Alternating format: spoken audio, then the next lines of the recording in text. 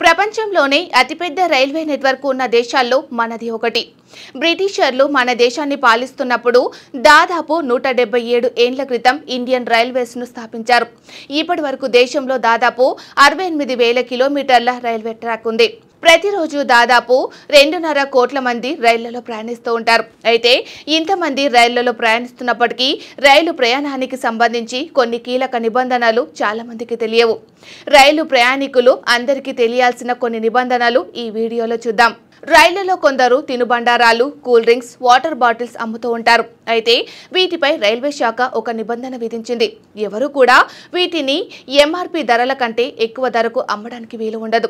ఒకవేళ ఎవరైనా అధిక ధరలకు విక్రయిస్తే రైల్వే శాఖ సదరు వ్యాపారులకు జరిమానా విధించడంతో పాటు వారి రైళ్లలో వ్యాపారం చేసుకునేందుకు ఉండే లైసెన్స్ ను కూడా రద్దు చేసే అవకాశం ఉంటుంది.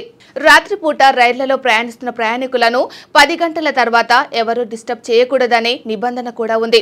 టీసీ కూడా 10 గంటల లోపే టికెట్లు చెక్ చేయాలి. 10 గంటలు దాటిందంటే ప్రయాణికులను టికెట్ అడగొద్దు. వ్యాపారులు 10 గంటల తర్వాత ఎలాంటి వస్తువులు అమ్మకూడదు. రైలు బోగీల్లోని లైట్లను కూడా 10 గంటల తర్వాతే ఆర్పేయాలి. 10 గంటల తర్వాత ప్రయాణికులు ఎవరు గట్టిగా మాట్లాడుకోవడం, ఫోన్లలో సౌండ్లు ఎక్కువగా పెట్టుకోవడం కూడా తప్పే. ఇక రైళ్లలో మధ్య బర్త్ విషయంలోనూ ఒక రూలు ఉంది.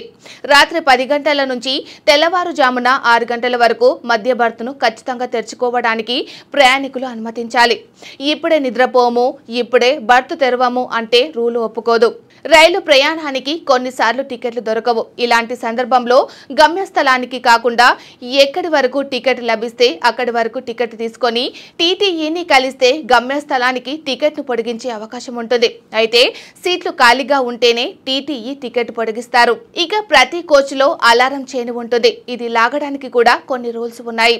కేవలం ప్రయాణికుల్లో ఎవరికైనా మెడికల్ ఎమర్జెన్సీ ఉంటే, ఏదైనా ప్రమాదం జరిగితే లేదా పిల్లలు, వృద్ధులు, వికలాంగులు ట్రైన్ మిస్ అయితే మాత్రమే చైన్ లాగవచ్చు. వేరే కారణాలతో చైన్ లాగితే ఫైన్ కట్టాల్సి ఉంటుంది.